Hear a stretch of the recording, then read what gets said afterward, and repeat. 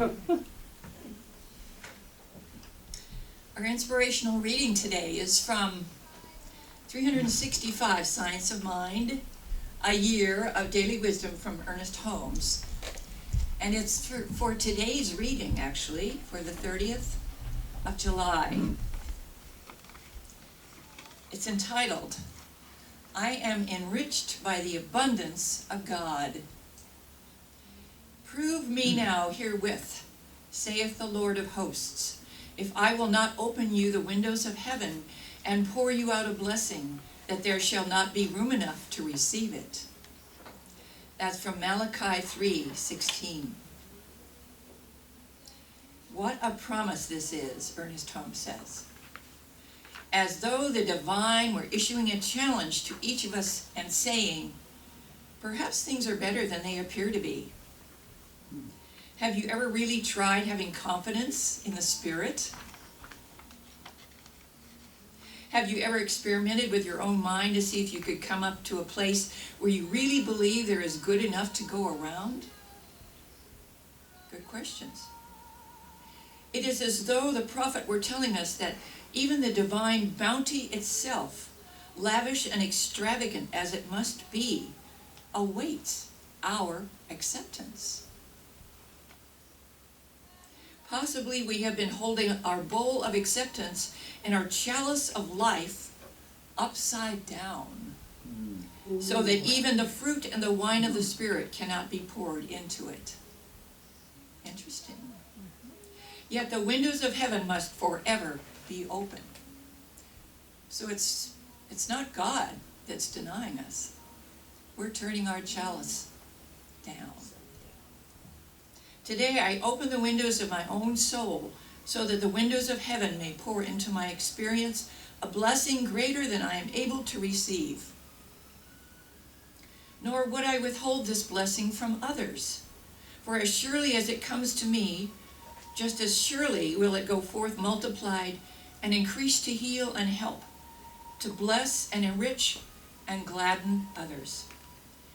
Today my faith, my hope, my expectancy looks up and out and beholds a limitless love giving of itself to everything, an infinite peace enveloping all, and behind it all, and around it and through it, a joy forever singing a song of happiness and fulfillment. This is my day. This is my heaven. This is my life. This is my God. In Him will I put my trust. And I would say in Him, her, would I put my trust. Yes.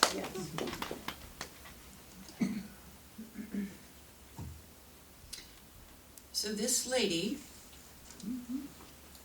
who is about to give us this talk today, is our guest speaker. And she came to the teaching of the Inner Christ around 2008. She had been with a former metaphysical organization that some of the leaders had some questionable actions that made her feel as if she couldn't trust another organization or another leader. She saw our signboards here at the teaching of the Inner Christ while she was driving by. Spirit, I'm sure, brought her here, even as mistrustful as she was of leaders and churches and organizations. But she gave us a chance. And I'm so glad she did. She's taken all the classes that we offer, from inner sensitivity all the way up to prayer therapy 1, and some additional classes as well for women awareness. And she has definitely grown and become a leader here at the teaching. She's on our board. She's a representative for our board, and she is a lovely human being, and she's taken a risk again by volunteering to give us this talk today. And so we welcome her with love, and the title is The Abundant Love of God. Please welcome Judy Holmes, our guest speaker.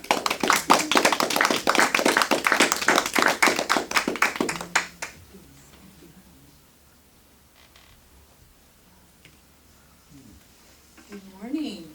Good morning. Good morning. Thank you so much for that introduction. Welcome, everyone. The abundant love of God.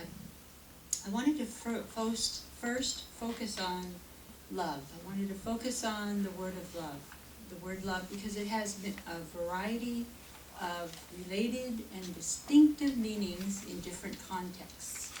The ancient Greek philosophers identified 6 forms of love: familiar love, friendly love or platonic love, romantic love, I think we all like that one, self-love, guest love, which means hospitality, and divine or unconditional love.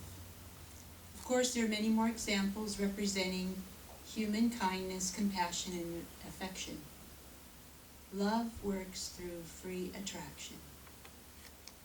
Love works through inspiration. Love always expresses perfectly, with freedom and without fear. Love can only enjoy and be enjoyed. Love knows a better way. To further the meaning of love, we can define what is not love. Love does not envy, does not boast, it is not proud. I hear a lot of people, I'm proud of you.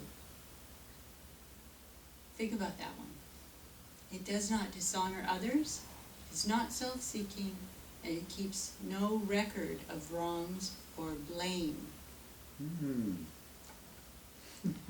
Love rejoices with the truth. It always protects, always trusts, always hopes, always preserves. Love never fails. Love is patient. Love is kind. I have something here from The Science of Mind by Ernest Holmes. This one is the textbook, which I think we're very much familiar with. It's in some of our courses. And this is on love, and also you can check from the Bible, John chapter 13, verse 34 and 35. Love is the central flame of the universe, nay, the very fire itself. It is written that God is love, and that we are his expressed likeness, the image of eternal being. Love is self-givingness through creation, the impartation of the divine through the human. Love is an essence, an atmosphere, which defies analysis, as does life itself. It is that which is and cannot be explained. It is common to all people, to all animal life, and evident in the response of plants to those who love them. Love reigns supreme over all. The essence of love, while elusive, pervades everything, fires the heart, stimulates emotions, renews the soul, and proclaims the spirit. Only love knows love, and love knows only love. Words cannot express its depth or meaning. A universal sense alone bears witness to the divine fact that God is love, and love is God. Love encompasses such a range of strong positive emotional and mental states. For example, love of a mother differs from love of a spouse, which differs from the love of food. Love refers to a feeling of strong attraction and emotional attachment. With the complexity of the feelings involved, it makes love unusually difficult to define. Even though I've come up with a lot of examples, love is still so much more. And from the Pink Books, the channeled messages from present-day Jesus, in Jesus' Love, page 19, says, feel your contact with God. Feel your love for God. And the same book, on page 35, love is a link between your deep soul and your inner life. Love is the connecting link between the higher vibratory planes and your plane of living. And you cannot make the connection except through love. Love is the link. Isn't that kind of interesting, the word link? It has a different meaning now when we think about our telephone, our phones, and people sending us links. Think of them when they're sending you a link. It's a link of love. And John, chapter 4, verse 8 and 16, says God is love. Next, I wanted to look at abundant. And thank you so much for that inspirational reading. That was awesome about abundance. And the origin of abundance, the word abundance comes from abuntia, which means plenty or very large quantity of something, more than one would expect to anticipate, exceedingly, very highly, and beyond measure. It is the innate tendency of nature and of life to manifest, to grow, and become more. It is a tendency of the life force to produce more and to create more of everything. And from 2 Corinthians 9:8, and God is able to bless you abundantly, so that in all things, at all times, having all that you need, you will abound in every good work. And then Jennifer mentioned earlier about our book study, A Happy Pocket Full of Money. It's by David Cameron Gandhi, page 223. You are one with all that is. This makes you abundant. And page 225. You are made in the image and likeness of the source, God. Abundance and affluence are your natural states. Focus your thinking on what you have instead of what you lack. Don't compare yourself to others. What they have, focus on what you're grateful for. That will help you feel rich with abundance when it becomes your perspective for viewing the world. Fill your love tank. Now at times, we sometimes lose our natural states, and prayer helps, and sometimes I am statements help. I am statements like, I am perfect, I am whole, I am complete. I was first introduced to the I am statements when I was a teenager at the mall. You can believe that. It was Valentine's Day at a jewelry store at my nearby mall that I was hung out at, and they were having a promotion. And the advertisement they had on the posters in the store that caught my eye, it said, I am loved. And they made buttons for customers. So I had that button. It said, I am loved. I was very proud to wear it. And it made me feel good, made me feel connected. It was good for the community too. I wasn't the only one who got an I am loved button. And coming from a background of no religion, an atheist in my family, with that I am statement, I am loved, I felt my first real connection to God.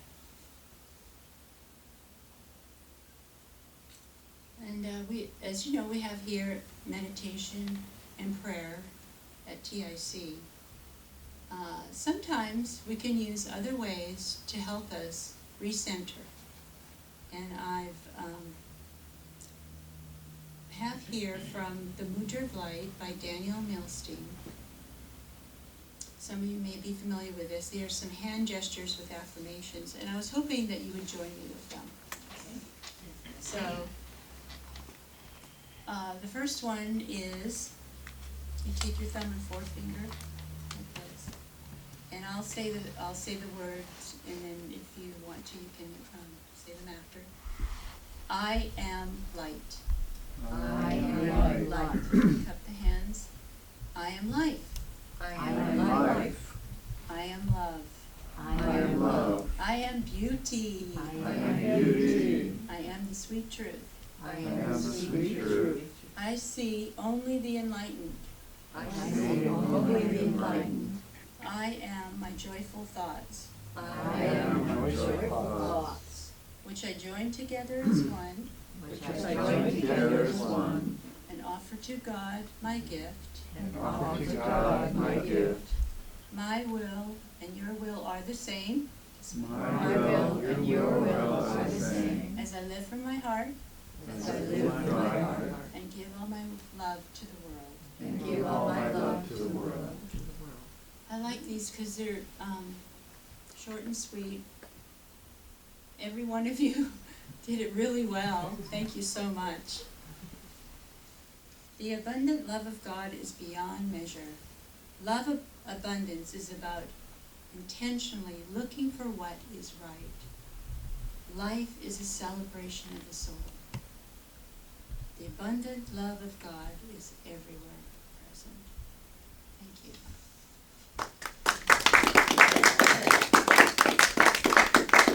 Thank you.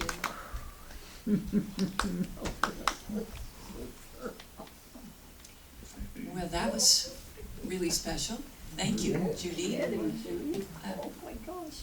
I got a lot of kernels of wisdom from that talk. And I had forgotten to give thanks for what I have. And instead of thinking about my challenge, I now know to go out and give thanks for what I have right now. So thank you for that. All right, and speaking of thanks to God, we have our offering of tithes and gifts. And for those of you who are watching via video, if you have found value in today's service, we invite you to assist in supporting the teaching of the inner Christ as you are led by visiting our website, www.teachingoftheinnerchrist.org, with your donation. You just click at the top, your donation, and we know that you will be abundantly given, pressed down and overflowing in return for your donation. And we trust completely what Jesus promised us in Luke 6:38 of the Bible. Give and it will be given to you, good measure, pressed down, shaken together, running over, will be put in your lap. For with the measure that you use it, it will be measured back to you. Thank you all for that.